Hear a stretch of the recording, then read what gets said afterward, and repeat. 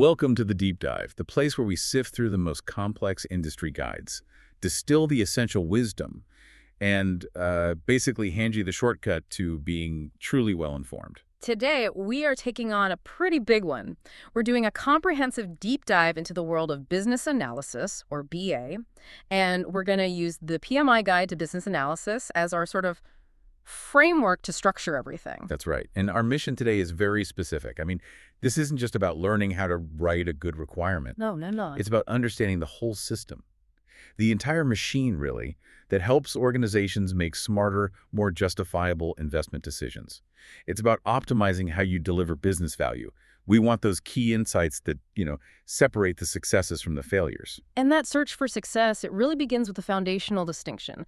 The core of business analysis is focused squarely on the product. The product, okay. And when we say product, we mean the artifact, the solution, the service, Yeah. whatever it is that provides continuous ongoing value to the business and its stakeholders. So if the BA is all about the product, then the project manager is focused on the project. Precisely. The project is just the temporary endeavor. It's the vehicle, the thing you do to create or enhance that product. Yeah. Business analysis activities, on the other hand, they span the entire product's life cycle. And that cycle includes everything from the strategic idea at the very beginning through delivery, growth, maintenance, and even its eventual retirement. Okay, so BA is the long view. It's making sure we build the right thing from the get-go, while project management is more of the short-term sprint to build that thing efficiently. You got it. It really sounds like business analysis provides the strategic backbone, the economic justification for a project to even get funding in the first place. Absolutely. A project ends, but the product and the need to analyze its performance and value, that lives on. Okay, this is a huge journey, so let's lay out the map. We're going to structure our deep dive around three critical parts of the BA discipline. First, the human element, the competencies you need to actually succeed. The soft skills and the analytical foundation. Yep. Then second, we'll walk step by step through the structured life cycle. We'll go from that initial needs assessment all the way through to implementation. And finally, we'll drill down into some specific, really powerful techniques. Things like Kano analysis, weighted ranking, the tools that inject objectivity into what can otherwise be very emotional decisions. Let's do it. So let's start with the person at the center of all this, the business analyst. When people hear that title, I think they often just picture someone writing user stories or, creating documents. Yeah, that's a common misconception. But the guide shows that the role demands this vast set of skills that goes way, way beyond just technical paperwork. You said there are 6 major competency categories that define a really effective BA. That's right. The role demands this blend of hard analytical skills and the softer interpersonal leadership skills. And the guide breaks them down into 6 crucial categories, starting with the absolute bedrock, analytical skills. Analytical skills. Okay, so what does that really mean? Is it just being a wizard with spreadsheets? It's much deeper than that. Analytical skills are about the ability to process, break down, and clarify information at all sorts of different levels of detail. The BA has to be able to draw verifiable conclusions, and this is key, distinguish the relevant info from all the irrelevant noise. And to do that, you have to master 3 sub-skills at the same time. Okay, tell me about those 3. First up is conceptual and detailed thinking. This is the ability to pivot really quickly between the high-level business problem, the forest, and the tiny granular details of one specific requirement, the trees. Without losing the connection between them. Without ever losing sight of that connection. For example, understanding that a big strategic goal like increasing online customer engagement translates directly into a very specific requirement for, say, a single-click checkout option. That ability to zoom in and out is so critical. If you only see the trees, you could spend a month optimizing a function that doesn't actually solve the real strategic problem. Exactly. The second one is design thinking. This is more generative. It's about using solution-based thinking to come up with creative results. It's not just about documenting what is, it's applying creativity to imagine a better future state that might involve a completely new process or product. So challenging the status quo. Yeah, thinking outside the existing box. And the third analytical skill, A third. systems thinking.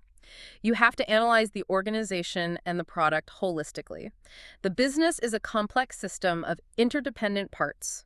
people, processes, technology, culture. Yeah. A solution that optimizes one part but breaks another, like let's say you impose a complex new tool without thinking about the training process for the people who have to use it, that's a failed solution. Systems thinking forces you to check the ripple effects of any change across that whole ecosystem. That flows perfectly into the next core competency, which is built on those interactions, Yeah. expert judgment. Expert judgment isn't just about how long you've been on the job. It's the effective application of knowledge and experience. And this includes 4 specific types of expertise. You need strong business acumen. You have to understand how your business actually makes money and the financial impacts of different choices. And industry knowledge. And industry knowledge, understanding market trends, what competitors are doing, regulatory pressures that lets you build immediate credibility with senior stakeholders. Why is that credibility so important for a BA?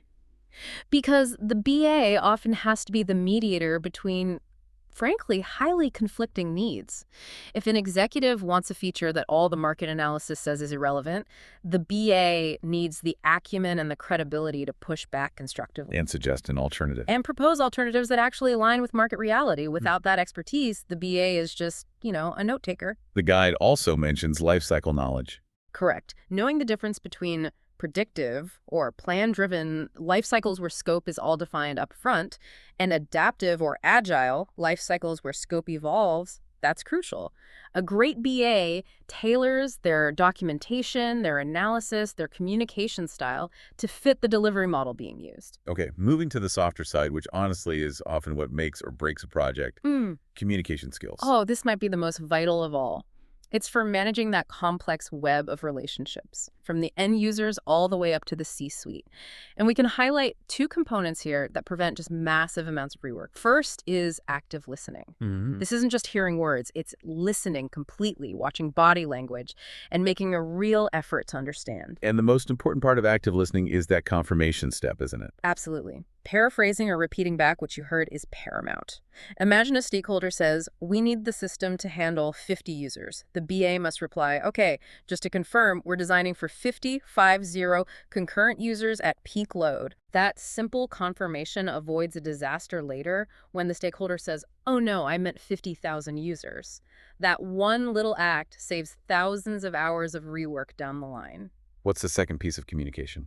Communication tailoring. You have to adjust your style, your content, the medium based on your audience. A super detailed entity relationship diagram, perfect for the database architects. But not for the steering committee. No, they need a simple 1-page feature model or process flow. Knowing when to send a 2-page summary versus a 50-page deep dive, and adapting your vocabulary for tech versus business folks, that defines effectiveness. Then we get to personal skills, the attributes that build that long-term credibility and trust. Right, and we've talked about things like ethics, but 2 attributes really stand out in today's unpredictable environments: adaptability and objectivity. Adaptability is just being willing to adjust your approach or your tools when things change. You have to embrace the change, not fight it. Exactly. And objectivity sounds like the discipline you need to handle all that internal stakeholder politics we talked about. It is the discipline of dispassionate assessment. It means you have to weigh multiple, often conflicting perspectives without letting your own bias or political pressure skew the analysis.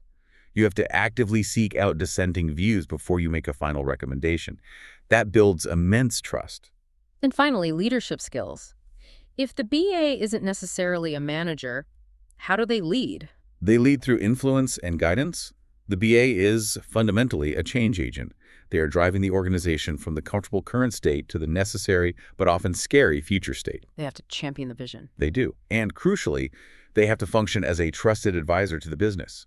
You earn that status through competence and reliability, and it's essential when you're facilitating those high-stakes, contentious decisions about scope and priority. So we've established the role requires a Swiss Army knife of skills. You have to be a deep analyst, a skilled communicator, a bit of a politician, and an adaptive leader. That's a lot to ask. Okay, let's unpack this. So, with that expertise defined, we move to the first major phase of the life cycle, the needs assessment. This is Chapter 4 in the guide. Before any money is spent or resources committed, the BA has to justify the investment.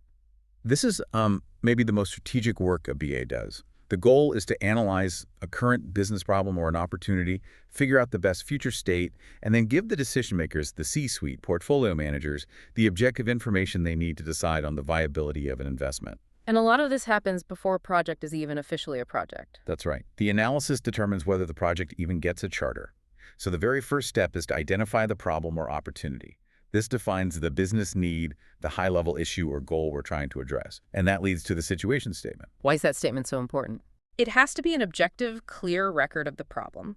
It should detail its specific effect and, ideally, quantify the impact on the business if you do nothing. Once the problem is stated clearly, then you assess the current state. What kind of inputs do you need for that? You need deep organizational context. Things like the enterprise and business architectures, the formal blueprints of how the organization works. But most importantly, you need the organization's goals and objectives. You have to know what success looks like to the leaders before you can even start to define a solution. And this is where it gets really interesting. How do you analyze the current situation to find the root cause instead of just, slapping a Band-Aid on a symptom? There are some really powerful tools for this. Yeah, we rely heavily on data visualization and structured questioning. First up, the Pareto diagram. This is basically the 80-20 rule, but visualized as a histogram. It orders problems or causes by how often they happen. So you can see the vital few causes that are responsible for most of the pain. Instantly. It prevents that classic mistake of spending 80% of your budget fixing problems that only account for 5% of the actual issues. It forces you to focus. Exactly.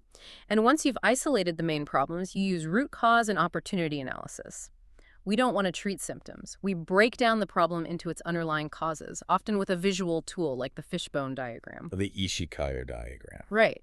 It helps you categorize potential causes like people, methods, materials, to systematically dig down to the most basic reasons for the problem so you can devise a real structural solution. And for that high-level strategic view, you really can't beat a good old SWOT analysis. SWOT is fantastic. It gives you this structured framework. Internally, you analyze your organization's strengths and weaknesses related to the situation. And then, crucially, you look externally at market opportunities and potential threats, like competitors or regulations. It puts the problem in context. So once the current situation is really well understood, the next step is to define the future state. This is the desired outcome. Where you want to be. Exactly. It involves figuring out the necessary changes, the new capabilities you need, and the gaps in what you have now. This directly feeds into defining the specific business goals and objectives for the initiative. So we know where we are, we know where we want to go. How do you quantify the journey between those 2 points? We use gap analysis. It's the process of determining the exact difference between the current state and the desired future state.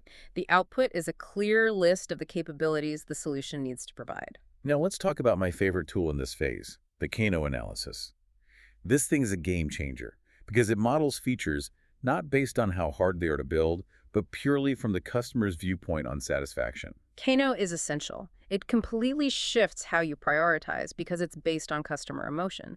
It groups features into 5 distinct categories. Okay, let's break them down. First, you have basic features. These are the assumed must-be features. If they're there, nobody really notices.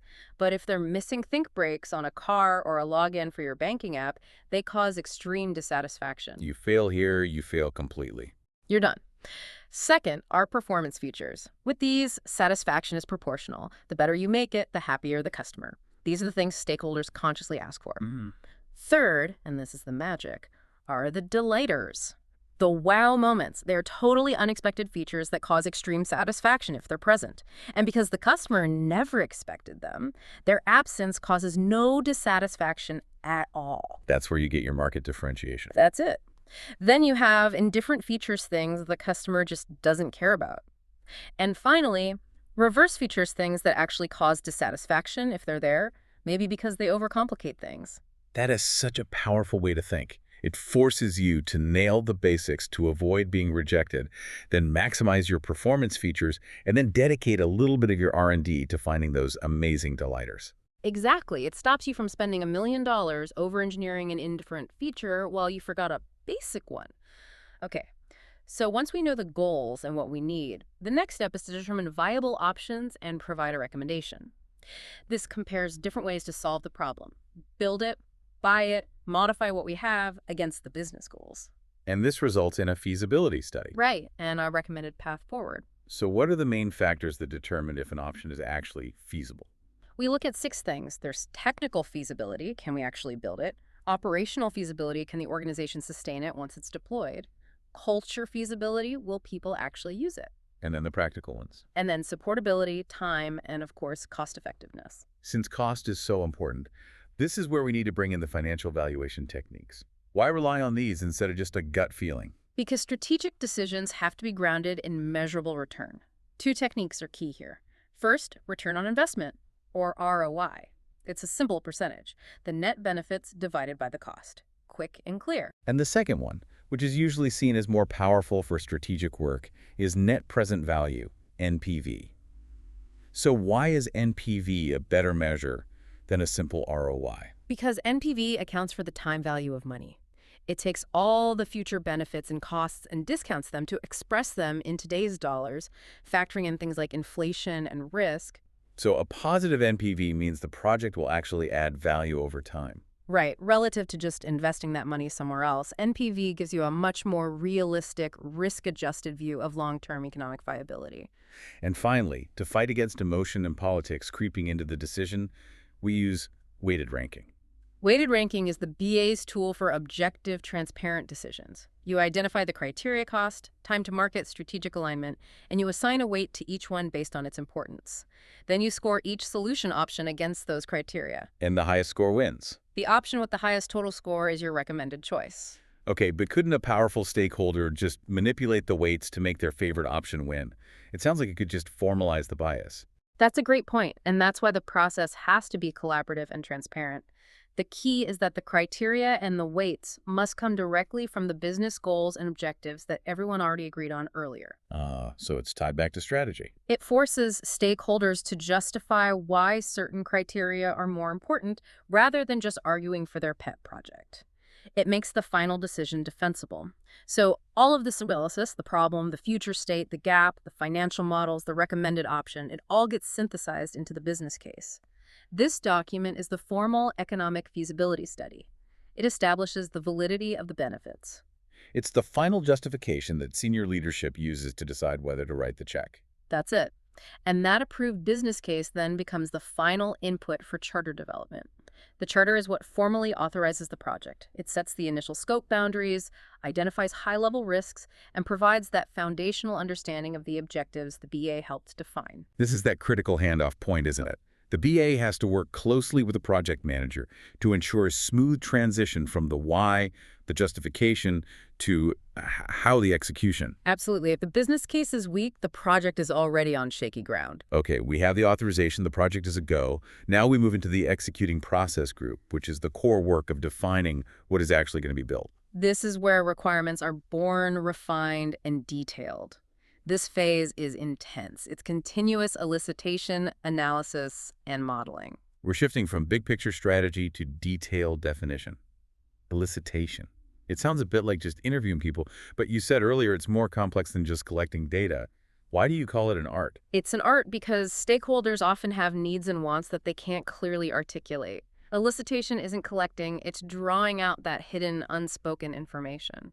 The BA has to find the right approach and the right techniques to pull it out. To avoid those, oh, by the way, surprises later on. Exactly. One of the most powerful techniques is the facilitated workshop. You bring together a cross-functional group of stakeholders, tech, business, users, into one room with a skilled, neutral facilitator. So what's the benefit of that over just interviewing them one by one? Speed and consensus. It's the best way to quickly define and reconcile conflicting needs. When the finance person and the marketing person disagree on a feature, the workshop forces them to resolve it in real time. It avoids those endless email chains. It builds a shared understanding so much faster. And for those trickier, more creative problems, we can use gamification, collaborative games. Games are great for fostering innovation. Take Product Box, for example. You ask the team to design the physical box for their new product. They have to decide what features go on the front, the big marketing highlights, and what goes on the back. The physical constraint of the box forces them to prioritize what's most valuable. And what about for finding problems in an existing system? For that, we use Speedboat. The boat is the current product. People write down problems on anchors. The team then talks about each anchor and discusses how much faster the product would be if they could cut it away. It's a non-confrontational way to talk about pain points. And then there's prototyping, getting something tangible in front of people early.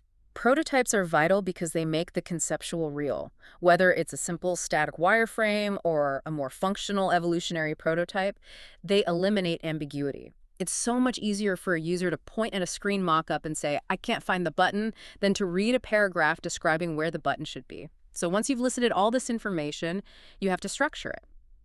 That's where we create and analyze models. Models are just visual, structured representations, diagrams, tables that are essential for detailed analysis. They help you find gaps and inconsistencies. They turn the raw data into a blueprint. Let's talk about 3 of the most crucial model types, starting with how you define the boundaries of your work. The scope models are essential. We start with the context diagram. This is the highest level view of the system. It shows the solution, its boundary, and the external actors, people, or other systems that interact with it. It answers the question, what are we building and what are we not? Instantly, it's the visual definition of scope. Okay, so what about detailing the functionality inside that scope? For that, we often use a feature model. This visually arranges all the solution's features in a hierarchy.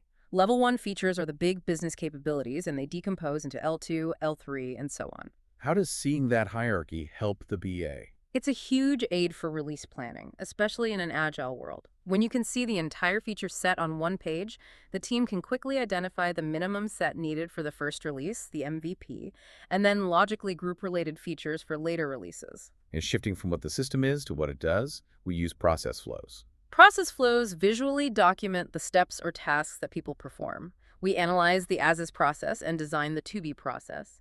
A high-level L1 flow might show an entire process in 7 to 10 steps. Like customer places order. Right, and then you can break that down into a much more detailed L2 flow, showing every single decision point and system interaction.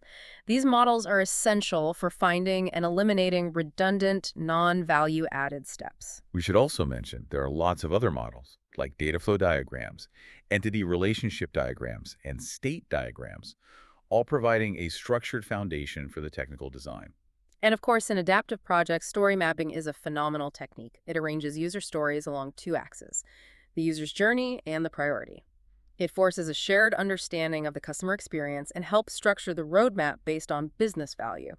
So, defining and elaborating requirements is the culmination of all that analysis. It results in the requirements package. In a predictive world, that's a formal document. In an adaptive world, it's typically a well-defined product backlog. Let's break down the different types of product requirements. There's a hierarchy, right? There are 4 core types. First, business requirements, the high-level organizational goals. Second, stakeholder requirements, the specific needs of a group, like end users or regulators. Then we get into the solution itself. Exactly. Third are the solution requirements. These describe the specific features and characteristics of the product, broken down into functional requirements, what the system must do, and non-functional requirements, the quality attributes like performance, security, and reliability. And the last one is transition requirements. What are those? There are temporary capabilities you need just to get from the current state to the future state. Things like data conversion routines or initial user training modules. They're requirements that basically disappear once the transition is done. Now, in adaptive environments, you have those 2 key concepts that dictate when work can start and when it's finished. The definition of ready and the definition of done. They are powerful team agreements. The definition of ready, or DOOR, is a checklist the team agrees on before a user's story can be pulled into an iteration for development. So it's detailed enough, prioritized, estimated. Right.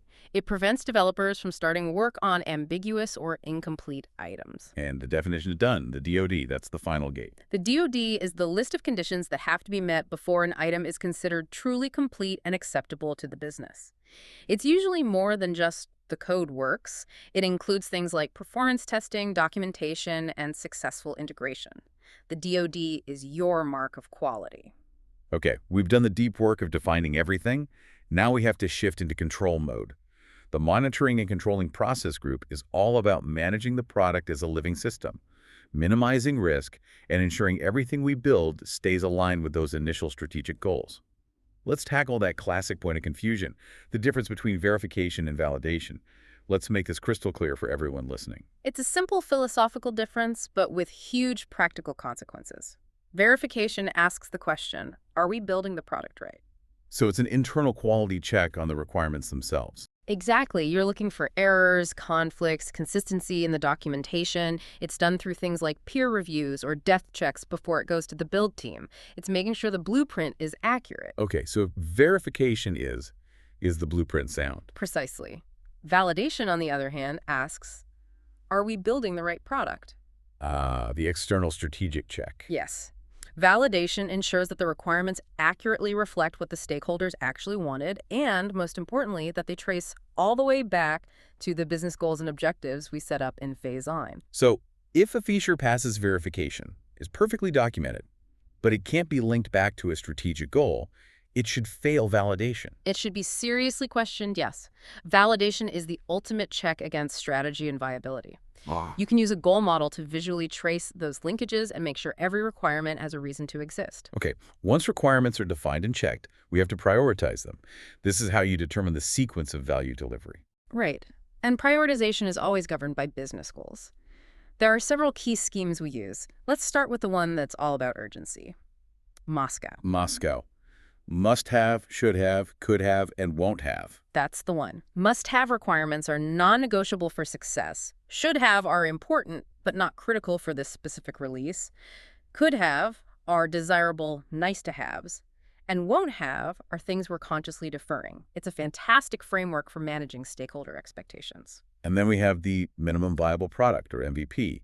That's less about categorizing and more about defining the scope for that very first release. MVP is crucial, especially in adaptive projects. It's about identifying the absolute fewest number of features you need to release a solution that provides real value to the customer. And allows you to start learning from them. Exactly. You accelerate your time to market and you de-risk the whole concept by getting it into customer hands as quickly as possible.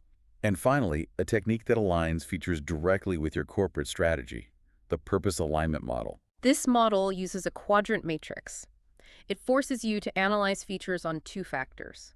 Criticality, is it mission critical or legally required? And market differentiation, does it help us win against the competition? So this results in 4 different investment strategies. Right.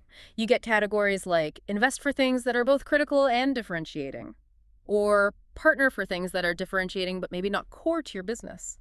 And, my favorite, who cares for features that are neither critical nor differentiating? The ones you just shouldn't build. They just consume resources without adding any real value. This model is great for distinguishing between the features you must do versus the features you should innovate on. Product risks are just uncertainties that could affect your success. And it's so important to remember that risk isn't just negative. It includes both threats and positive outcomes, opportunities. So what are the main strategies for dealing with both the good and the bad risks? For negative risks, the threats, the strategies are what you'd expect. Avoid it, transfer it, like with insurance, mitigate it, or accept it. For positive risks, the opportunities, we try to make sure they happen. Exploit it, enhance it, share it, or accept it if it comes along. Now, change inevitably arrives. It always does. So you need a process, which brings us to manage changes to requirements. The whole point here is to minimize the risk that comes from uncontrolled change.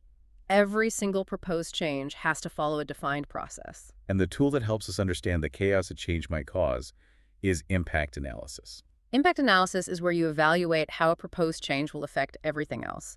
The scope, the cost, the schedule, the quality. It forces you to look at the change holistically before you approve it. So a seemingly small change might have huge ripple effects. It might force rework on 3 other components, completely blowing up your schedule. The impact analysis reveals that. And you can't do a good impact analysis if you don't know how everything is connected. That's where the traceability matrix comes in. Absolutely critical. The traceability matrix links everything together. Backward traceability links a requirement all the way back to the business goal it came from. If a proposed change breaks that strategic link, the impact is severe, and you should probably reject the change. Traceability maintains the integrity of the whole system. We've built it, we've controlled it, we've tested it. Now we reach the final stage, the releasing process group. This is about delivering the solution and, crucially, checking to see if it actually delivered the business value we intended. The first step is to prepare for transition to the future state. It is not enough to just build a great product. The organization has to be ready to adopt it. So it's not just about flipping a switch. Not at all. The BA has to conduct a readiness assessment to determine the organization's ability and willingness to adopt the change. This looks at cultural readiness, user training, technical support. everything. And this assessment leans heavily on the work done way back in the beginning. It does.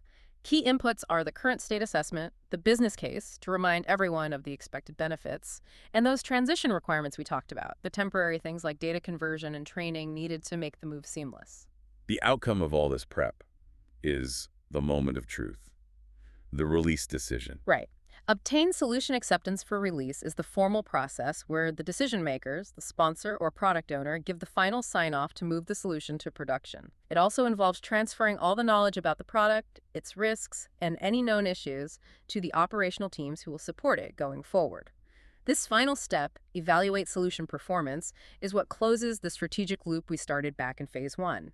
It determines if the solution is actually delivering the business value as intended. This isn't just checking if the features work, it's checking if the strategic goals were met. Exactly. And you need tangible data to assess if the investment paid off, as described in that original business case. So what tools do we use for this high-stakes evaluation? First, we do a retrospective cost-benefit analysis. We compare the actual costs and actual benefits against what we predicted. This helps the organization get better at forecasting in the future. And for businesses with a lot of products, the product portfolio matrix gives you that quick visual checkup. The portfolio matrix uses a quadrant to analyze products based on market growth versus your market share. Products with high share and high growth markets, the stars, are usually your winners and deserve more investment. Products with low share and low growth markets, the dogs, might be candidates for retirement. It forces an objective, strategic conversation about where value is really coming from. It does. And finally, just as we used it to define the problem, we use root cause and opportunity analysis to understand the results of the evaluation. We use it to uncover why the actual value didn't meet or maybe even exceeded our expectations. This analysis guides the decisions on what to do next, enhance the product, pivot its strategy, or maybe even retire it. #TagOut. What a detailed journey. We have covered the entire business analysis lifecycle. We started with the human skills, the analytical mindset, the adaptability, the discipline to be a trusted advisor. We walked through that critical justification phase, using objective tools like SWOT and the customer-driven insights of Kano analysis. Which tells you exactly where to spend your differentiation dollars. We then moved into execution, talking about how to elicit information through workshops and games, and how to model that information visually. And finally, we saw how the control processes, using that key difference between verification and validation and prioritization techniques like Moscow, let you manage the product as a living system. The ultimate takeaway for you, the learner, is this. Business analysis is the discipline that optimizes the delivery of business value. It is the structured application of critical thinking that gives decision makers the impartial information they need to make smarter investment choices. It's the core mechanism that ensures that what you build actually delivers value, measured against real goals. That structure and those objective tools are vital, but, we have to circle back to the human element we started with. The success of any of this work is so often determined not by the quality of the documentation, but by the influence of the organizational context. Meaning, the environment dictates how you have to play the game. Exactly. So given how critical these human factors are, navigating internal politics, managing expectations, overcoming resistance, here is a final provocative thought for you to explore. What is the single most complex human factor, be it organizational culture, personal ethics, or just raw stakeholder politics, that you believe dictates whether even the best defined, highest quality requirements will ultimately lead to genuine organizational success? A question that moves the analysis from the technical page straight into the boardroom. Something to mull over until our next deep dive. Thank you for joining us.